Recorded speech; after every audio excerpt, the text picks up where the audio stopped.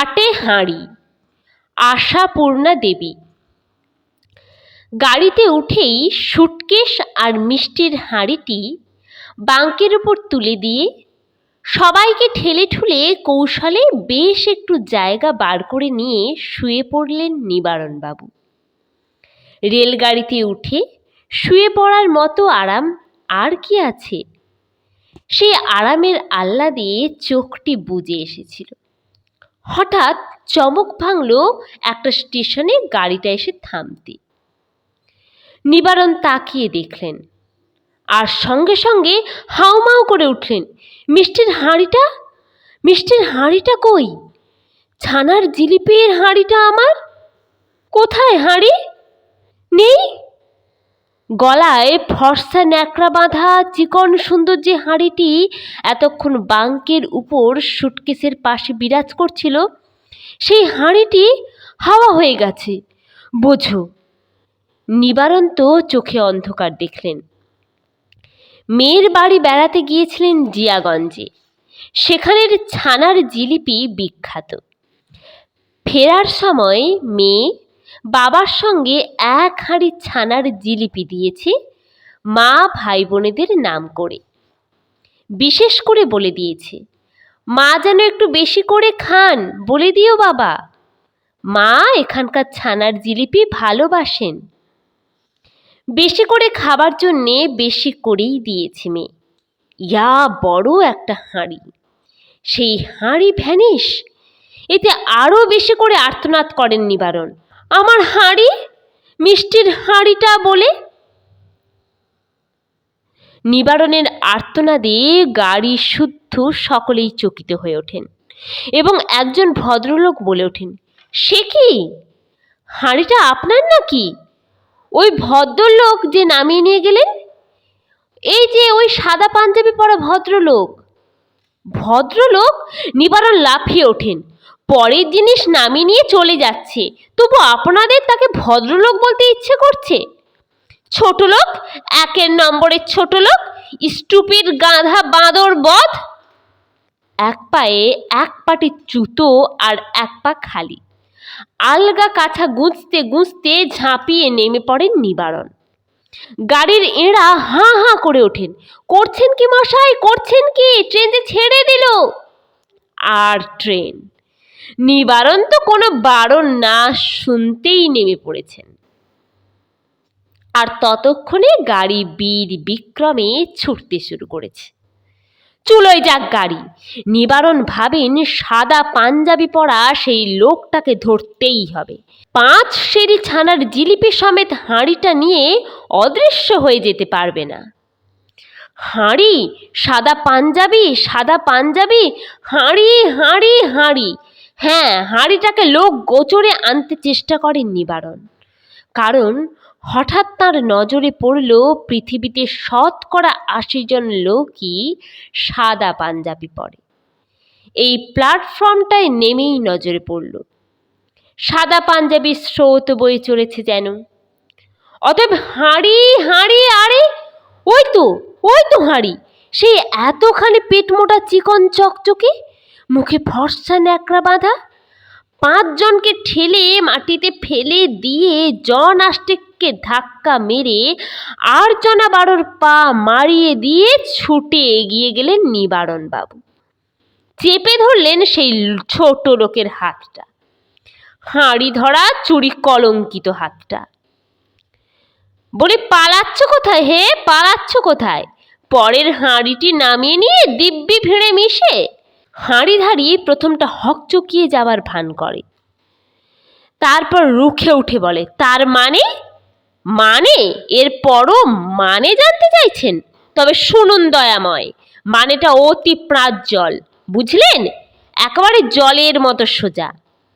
আমার এই হাঁড়িটি আপনি ট্রেন থেকে নামিয়ে নিয়ে বেমালুন হাওয়া হয়ে যাচ্ছিলেন, কিন্তু ধর্মের কল বাতাসে নড়েছে, এই হচ্ছে মানে। হাঁড়িটা ধরে এক হ্যাঁচকা টান মারেন নিবারণ, আর বেশ একটা সরগরম কলরব ওঠে সেখানে। উঠবেই তো, হাঁড়ি নিয়ে কাড়াকাড়ির এমন একটি মজাদার দৃশ্য দেখলে লোক জমে উঠবে না? তারা হাসবে না? হাততালি দেবে না? সাবাস দাদা, মারো টান বলবে না? কিন্তু হাঁড়িধারী কাঁচা ছেলে নয়। সেও শক্ত হাতে হাঁড়ি সামলে চোখ গরম করে চেঁচাতে থাকে। হাঁড়ি কাটছেন মানে? মগের মুলুক নাকি? জানেন, অকারণে সে অপমান করার জন্য আমি আপনাকে পুলিশে দিতে পারি। পুলিশ? তুমি দেখাচ্ছ আমাকে পুলিশ? জানো আমার ভাইপোর খুড়শ্বশুর পুলিশ সুপার। এই হাঁড়ি চুরির জন্যে 5টি বছর জেল খাটাতে পারি তোমায়। থামুন থামুন, অনেক জেল দেখেছি, আমায় আর জেল দেখাতে আসবেন না, ছাড়ুন বলছি। ছাড়বো? আমার হকের ধন অমনি তোর কথায় ছেড়ে দেব? রাগের চোটে তুমি ছেড়ে তুই ধরেন নিবারণ। অতএব সেও মহাজনের পথ অনুসরণ করে, সেও চেঁচাতে থাকে, ছাড় বলছি বুড়ো, বেশি ওস্তাদি করলে যে কটা দাঁত আছে দেব সেরে। এদিকে লোকের পর লোক জমছে, প্রশ্নের পর প্রশ্ন, তার সঙ্গে হাসির হুল্লোড়। ব্যাপার কি মশাই, হয়েছেটা কি? কার হাঁড়ি কে খেতে চাইছে? এরা দুজন নির্বিকার। এদের দেখলে মনে হচ্ছে পৃথিবীতে এরা দুজন ছাড়া আর কেউ আছে, তা ওরা দেখেনি কোনোদিন। দাঁত ভাঙবি? তুই আমার দাঁত ভাঙবি? আমার হাঁড়ি নিয়ে সটকাচ্ছিস, আবার এত বড় কথা? দেখ বুড়ো, ভালো হবে না বলছি। কলকাতায় মাছ খেতে না পেয়ে পেয়ে বারোশুদ্ধ সবাই বিধবা হয়ে বসে আছি বলে শালির বাড়ি বেড়াতে এসে হাঁড়ি ভরে মাগুর মাছ বয়ে নিয়ে যাচ্ছি, আর তুই মাগুর মাছ? মাগুর মাছ নিয়ে যাচ্ছিস তুই? ভূতের কাছে মামদোবাজি? আমার হাঁড়ি আমি চিনি না? ইসরে, ত্রিভুবনে ওই একটাই হাঁড়ি গড়া হয়েছিল কেমন? ছাড় বলছি। হাঁড়ি নিয়ে কাড়াকাড়িতে হাত জোড়া, তাই হাতাহাতি হয় না, শুধু বাকযুদ্ধই চলতে থাকে। এবং এতক্ষণে নিবারণ বাবু যেন অবহিত হন পৃথিবীতে আরও লোক আছে। ঘরমাক্ত মুখে চেঁচিয়ে ওঠেন, শুনুন মশাইরা, মেয়ের বাড়ি বেড়াতে গিয়েছিলাম, মেয়ে আদর করে তার মায়ের জন্য 1 হাঁড়ি ছানার জিলিপি দিল, বাঙ্কে তুলে রেখে একটু চোখ বুজেছি, আর ইনি সেটি হাতিয়ে। ছানার জিলিপি? হা হা হা! লোকটা তবু লড়ে চলে। খুলবো নাকি হাঁড়ির মুখ? খোল না, খোল, দেখি কত সাহস। সকলেই বলে ওঠে, হ্যাঁ হ্যাঁ খুলুন না, খুলে দেখুন। একজন বলছেন মাছ, একজন বলছেন মিষ্টি, দেখা যাক কে যুধিষ্ঠির। সবাই তেড়ে আসে হাঁড়ি খুলতে। এইবার দ্বিতীয় ব্যক্তির মুখটাই হাঁড়ি হয়ে ওঠে। থামুন মশাই, আমরা ঝগড়া করছি, আপনাদের কি দরকার? হাঁড়ির মুখটি খুলুন আপনারা, আর আমার মাছগুলি লাফিয়ে বেরিয়ে পড়ুক। কেমন জলজ্যান্ত বড় বড় মাগুর বেরিয়ে পড়লে ধরা যাবে আর? কত কষ্টে বলে। মাগুর মাছ? মাগুর মাছ দেখাতে এসেছিস তুই আমায়? নিবারণ বলেন, বুড়ো বলে বড্ড দেখাতে এসেছিস। এই বুড়ো তোকে কিলিয়ে মাগুর মাছ বানিয়ে দিতে পারে, তা জানিস? মাগুর মাছ? আমার ছানার জিলিপি তোর হাতে পড়ে মাগুর মাছ হয়ে গেল, দে বলছি। বলে আর এক হ্যাঁচকা টান দেন নিবারণ। ভাঙবি নাকি হাঁড়ি? যত ইচ্ছে টানছিস যে, টানবই তো, তোর কান টানিনি এই ঠের। খোল হাঁড়ি বলছি। মশাইরা বুঝতে পারছেন, সমবেত ব্যক্তিরা বুঝতেই পারে কে পাপী। ওর যখন হাঁড়ির মুখ খুলতে এত আপত্তি, ওরই গলদ। একসঙ্গে হৈ হৈ করে বলে ওঠে কয়েকজন, ভেঙেই ফেলুন না দাদু, হাটে হাঁড়ি ভাঙা হয়ে যাক, দেখে চক্ষু সার্থক করি। বটে, হাঁড়িধারী বাঘের মতো গর্জন আর সাপের মতো নিঃশ্বাস ছাড়ে। হাটে হাঁড়ি? হাটে হাঁড়ি ভাঙা দেখতে চান আপনারা? তবে এই ভাঙছি। বলেই হঠাৎ পরিত্রাহী টানে নিবারণের হাত থেকে হাঁড়ি ধরা হাতটা ছাড়িয়ে নিয়ে লোকটা 2 হাতে উঁচু করে তুলে দমাস করে আছাড় মারে হাঁড়িটাকে। আর কি, হাটে হাঁড়ি ভাঙে। 1 হাঁড়ি আষ্টে জল ছড়িয়ে পড়ে লোকেদের গায়ে। গোটা কুড়ি মাগুর মাছ এর পায়ের ওপর দিয়ে, ওর গায়ের ওপর দিয়ে লাফিয়ে ঝাঁপিয়ে যে দিকে পারে ছুটে পালায়। অনেকেই ছুটোছুটি করে তাদের ধরবে বলে, তা তাদের অবশ্যই একটাকেও ধরা যায় না। ধরা যায় শুধু নিবারণ বাবুকে। না, মারা পড়েননি নিবারণ। পৃথিবীতে এখনো 2-4 জন দয়ালু লোক আছে বলেই বেঁচে গেলেন। তাই মার খাওয়া থেকে রক্ষা হলো নিবারণকে। জনতার হাত থেকে আগলে স্টেশন মাস্টারের ঘরে নিয়ে দিয়ে গেল পরবর্তী ট্রেনের অপেক্ষায়। আর স্টেশন মাস্টারই বললেন কথাটা, আপনি যেমন বলছেন তেমনি একটা হাঁড়ি নিয়ে সাদা পাঞ্জাবি পরা এক ভদ্রলোক তো বেরিয়ে গেলেন এখন, গিয়ে সাইকেল রিকশায় চাপলেন। সাদা পাঞ্জাবি? সাদা? এতক্ষণে মনে পড়ল নিবারণের, যার সঙ্গে হাঁড়ি নিয়ে কাড়াকাড়ি করে এই নাকালটা হলেন এই পর্যন্ত, তার গায়ে নীল রঙের হাওয়াই শার্ট ছিল। হাঁড়ি চোখে পড়তেই বিভ্রান্ত হয়ে গিয়ে নিবারণ। কিন্তু মনে পড়া কি শেষ হলো? আরও কিছু কি মনে পড়তে বাকি ছিল না? ছিল। সেটা মনে পড়ল আবার ট্রেনে চড়ার সময়। মনে পড়ে বুকটা খালি হয়ে গেল, খাঁ খাঁ করা খালি। সুটকেসটা সেই আগের ট্রেনে চড়ে চলে গেছে, সেই সঙ্গে এক পাটে জুতো। খালি পায়ে বাড়ি ঢুকতে হলো। রাস্তা থেকে নতুন জুতো কিনে নিয়ে পরে যাবেন, সে বাসনা আর পূরণ হলো না। ভেবেছিলেন শরীর নিচে রেখে এসেছি বলে গিন্নির চোখ এড়াবেন, কিন্তু হলো না। নিবারণ গিন্নি বড় সোজা গিন্নি নন। তিনি দেখেই চোখ গোল করে বললেন, জুতো?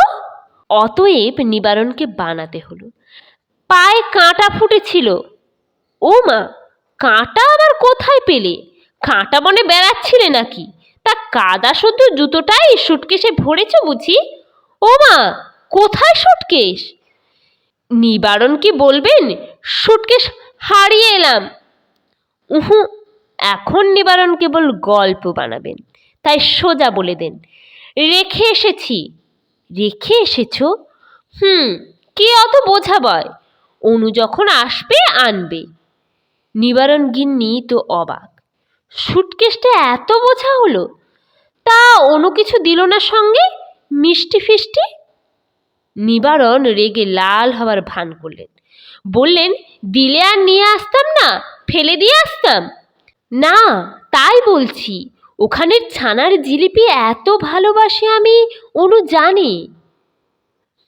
নিবারণ গম্ভীরভাবে বলে, নিজের সংসার হয়ে গেলে মেয়েদের অত মনে থাকে না মা কবে কি ভালোবাসত। কবে কি গো? ও যখনই আসে তখনই তো। কে কে দরজায় কড়া নাড়ছে? ঝি এলো বুঝি? নিবারণ গিন্নি উঠে যান, আর 1 মিনিট পরেই হাঁক পাড়েন, শুনছো, এদিকে এসো একবার। নিবারণ যান। নিবারণ গিয়ে দাঁড়িয়ে পড়েন। দরজার সামনে আগের রেলের এক ভদ্রলোক, তাঁর হাতে নিবারণের সুটকেস। ভদ্রলোক নিবারণকে দেখেই হৈ হৈ করে ওঠেন, কি মশাই, পেয়েছেন ছানার জিলিপির হাঁড়ি? সুটকেস ফেলেই তো হাঁড়ির চোরের পিছনে ছুটলেন। যাক, ধরেছেন চোর? নিবারণ চুপ। নিবারণ গিন্নি ভদ্রলোকের সামনে মান রাখেন, গম্ভীরভাবে বলেন, না, পেলেন আর কোথায়? পেলেন না? কষ্টই সার। ও একবার যখন হাতের বাইরে চলে গেছে, তা আপনার এই সুটকেসটিও যেত। আমি বুদ্ধি করে নিজের কাছে রাখলাম, দেখেছিলাম আপনার নাম ঠিকানা লেখা রয়েছে গায়ে, তাই ভাবলাম পৌঁছেই দেব। বাড়ি ফিরে স্নান সেরে একটু চা খেয়েই বেরিয়ে পড়েছি। আপনি বুঝি পরের ট্রেনটা এলেন? নিন, ধরুন। নিবারণ কলের পুতুলের মতো এগিয়ে যান, সুটকেসটা নেন, আস্তে বলেন, ধন্যবাদ। ভদ্রলোক চলে যান। আর যাবার সঙ্গে সঙ্গেই নিবারণ গিন্নি বলে ওঠেন, ধন্যবাদ, কোটি কোটি ধন্যবাদ তোমাকে। তার চোখ দিয়ে যে আগুন ঝরে তাতে সেকাল হলে নিবারণ ভস্ম হয়ে যেতেন, একাল বলেই বেঁচে গেলেন। কিন্তু বাঁচলেন কি?